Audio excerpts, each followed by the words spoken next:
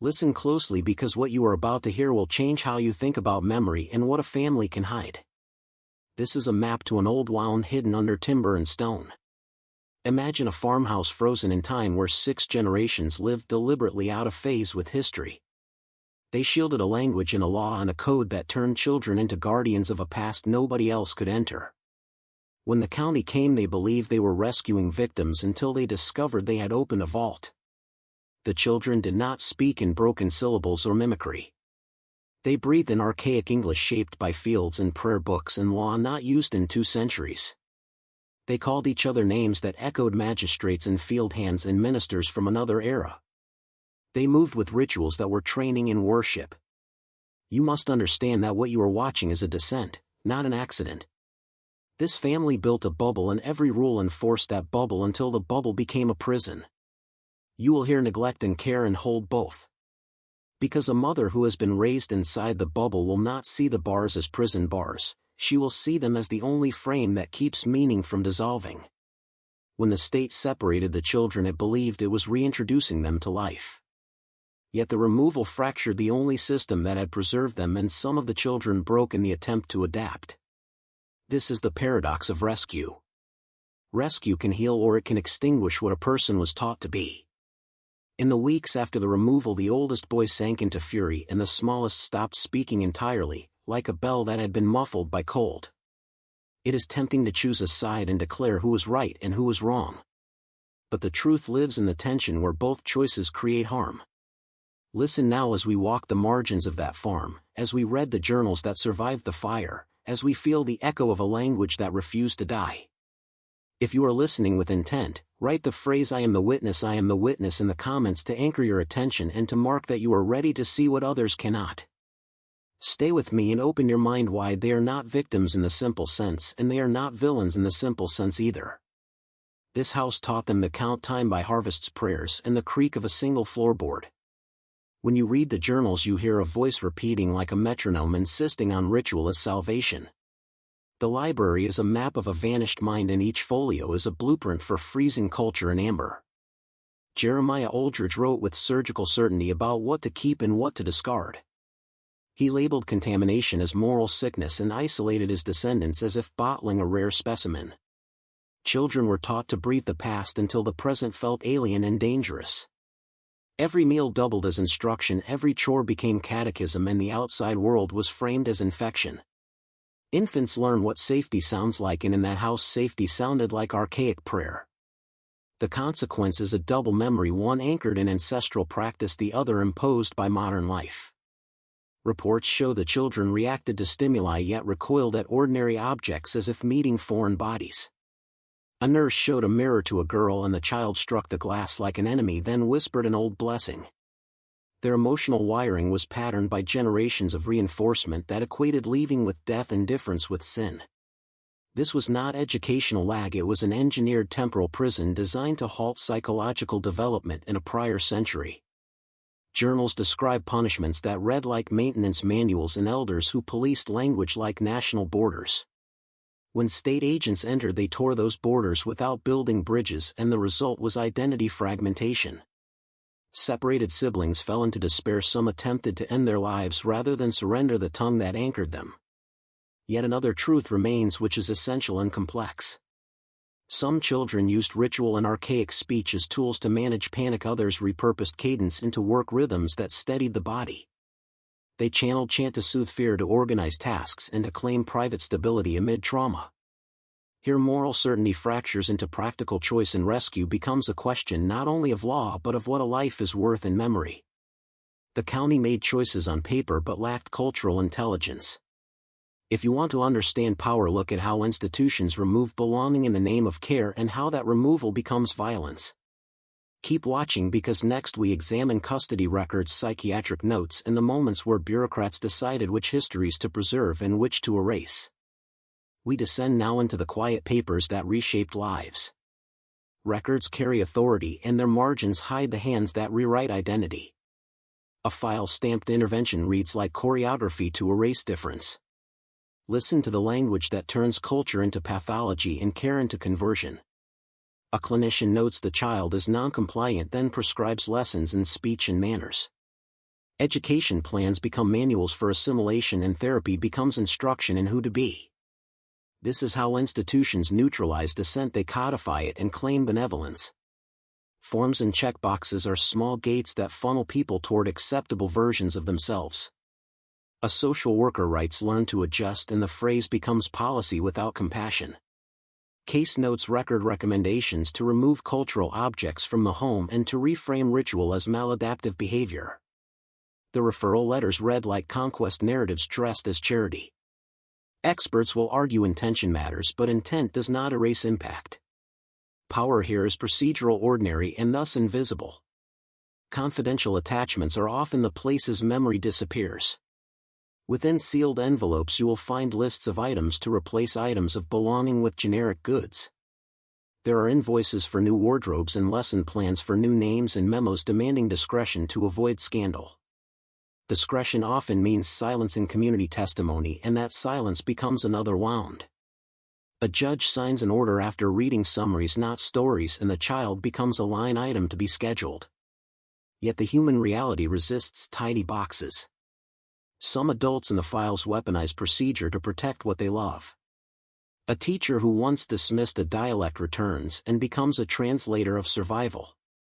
A foster parent who once mocked ritual later hums the same hymns to quiet a child in the night. Power is therefore paradoxical and mutable. Institutional power can wound while individual action can repair, albeit imperfectly. This section asks you to read the record not as proof of neutrality but as an argument for skepticism. When rescue removes language and family and ritual, it risks committing cultural annihilation in the name of care. Look at the brittle seams where policy meets flesh and ask whose story is being preserved and whose story is being erased. We must hold systems accountable while honoring the complexity of belonging. We must build frameworks that protect children and preserve identity, not replace it with bland uniformity. This is the work of honest power. We move deeper into the machinery that keeps secrets alive. History is not simply what happened, it is what those in power choose to preserve and what they bury. You will learn how narrative becomes a weapon, how omission is governance and silence gets authored. Listen while I trace the lines from private choices to public amnesia. This is not academic curiosity, it is an instruction in vigilance. First, the soft violence is the euphemisms that sanitize real harm into manageable categories. Language shifts from accusation to diagnosis and the story becomes a file. Next comes containment committees, meetings with officials, recommendations that sound reasonable to the untrained ear. They offer rehabilitation, normalization, safety, and bring erasure instead. Walls are papered with consent forms most never read, and signatures become legal hammers that seal futures. Observe how experts convene behind closed doors and render verdicts about whole peoples. They use terms like maladaptive tradition and pathological attachment, and these words carry legal force. In their hands, culture is a variable to be fixed, not a life to be honored. Power leaks through human cracks, and sometimes compassion appears from unlikely places. A school janitor keeps a bilingual book in his locker, a retired nurse hums the old lullaby at night. These small resistances preserve memory when institutions try to overwrite it. Now do something for the algorithm and for your own oath. Type the phrase I keep the circle twice in the comments. Repeat it to claim a small ritual. You mark an identity that refuses erasure. This is a pact with your future self and with those who were hidden before you. We return to the descent to map how systems coerce conformity and the survival methods that evade them. Families adapt folding ritual into secrecy, assigning code names and transmission games that look innocuous to outsiders. Here of coded hymns, recipes that hide genealogies, and objects passed hand to hand carrying full memories. These are architectures of resistance as vital as any protest. Understand how trauma transmutes into tradition and how tradition can shield what would otherwise be lost. The recovery of lost narratives is not sentimental, it is tactical. It demands patience, research, and refusal to accept the easy explanation. You must interrogate records that look authoritative and listen to voices trained not to be heard. Be ruthless with documents and tender with people. We move now into the anatomy of concealment, the mechanisms that turn private horrors into public myths. Consider how documentation becomes a mausoleum where inconvenient facts are placed and quietly entombed. Archivists, clerks, lawyers, and administrators stand at the gates of history deciding what passes and what is barred. Their work is bureaucratic, but its consequences are moral and generational. Here is the pattern to memorize. First, an event happens and witnesses scatter, their memories diffusing like oil on water. Then a plausible explanation is offered, tidy and comforting, one that fits the community narrative. Officials converge and translate lived experience into official language that fits funding streams and legal frameworks. Those phrases become legal instruments that restrict further inquiry. Next comes the neutralization of evidence. Photographs or mislabeled reports or redacted samples are disposed under plausible environmental protocols. A culture of deference protects institutions that could be exposed. Experts then frame the story as a pathology of the victims rather than a failure of power. They speak softly about trauma and resilience while erecting barriers to accountability. Watch how language is weaponized again and again to discipline truth. Listen to how networks operate beyond sight. Power consolidates through marriage contracts, charitable boards, corporate ties, and mutual favors. Property transfers occur with legalese that buries lineage and erases liability. Donations by influence and quiet obituaries replace scandal. The result is a palimpsest of facts where the original writing is scraped away and rewritten. But palimpsests can be read by those who learn to look for erasures. Learn to find footnotes that never end and signatures that recur across seemingly unrelated files. Follow money not rumor and you will trace the skeleton of a hidden agenda. This descent requires uncomfortable competence and a willingness to disturb the polite version of the past. You will need to read procurement records, minute books, and estate ledgers. You must question kindness that arrives in envelopes and charity that coincides with legal claim. But also understand the human calculus at play. Individuals act from fear, self-preservation, and flawed loyalty, and they will rationalize complicity to survive. Holding them accountable is not cruelty, it is repair. It returns dignity to those whose stories were folded into margins. We are not seeking revenge but truth that prevents repetition. Prepare now to go further still into rituals of control and the psychological architecture that makes silence contagious. Listen now, this is the moment men are invited to know what others were paid to hide. In the architecture of secrecy there are repeating machines that make sin durable and respectable. Normalization turns horror into habit by making cruel routines appear ordinary. Families learned about it and future generations inherit the silence as a virtue. Displacement diffuses responsibility into committees and contracts so no single hand can be blamed. Charity and foundations perform moral theater while liabilities are bundled and hidden in corporate structures. Narrative capture is when history is rewritten by those with resources, and language is weaponized to recast perpetrators as saviors. When words are sold, the truth becomes negotiable and the public mind is softened. Selective visibility chooses which evidence will be public and which will be buried in restricted stacks. Files are misnamed, archives sealed, and the patient researcher finds only polite obfuscation. The market of oblivion sells forgetfulness for donations, and reputations are laundered through named gifts. Philanthropy becomes a currency of immunity that rewrites public memory. The human alloy holds these systems together, fear mixed with desire for status and belonging. People cooperate because the system feeds them survival in the form of work, prestige, and quiet protection.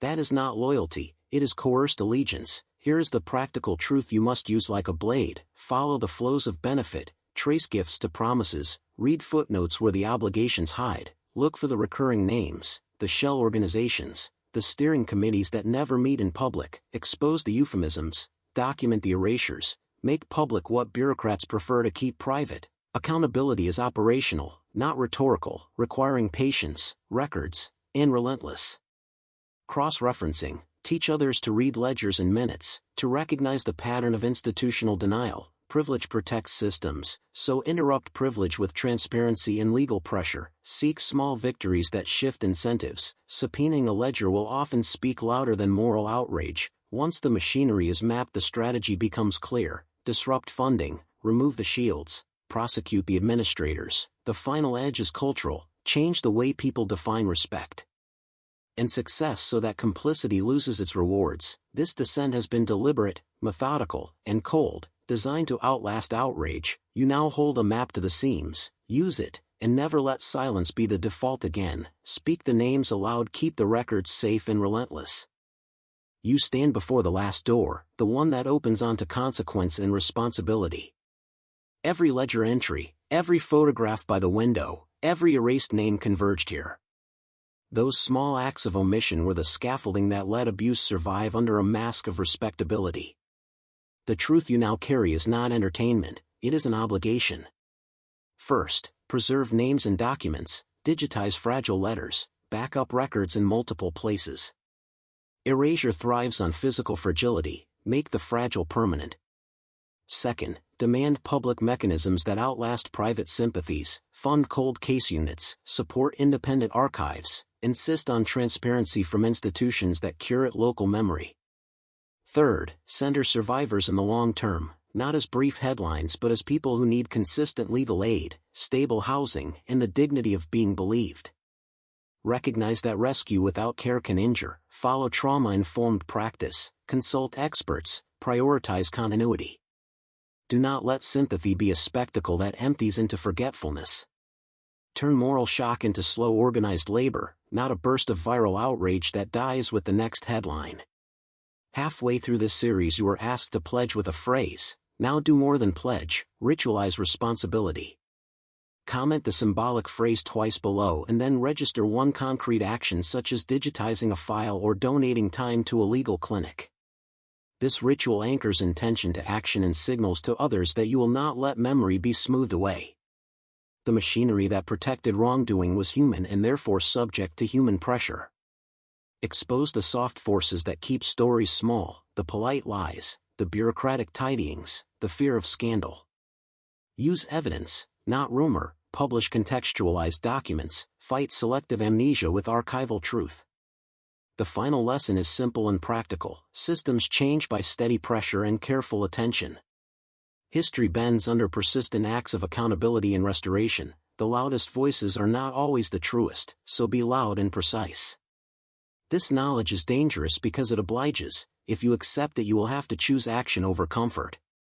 Choose well, choose continuity, build institutions that remember and teach the next generation to do the same. Leave here with memory as your tool and compassion as your method. Make the ledger immovable and let truth settle into public record. Now move, and do not look back.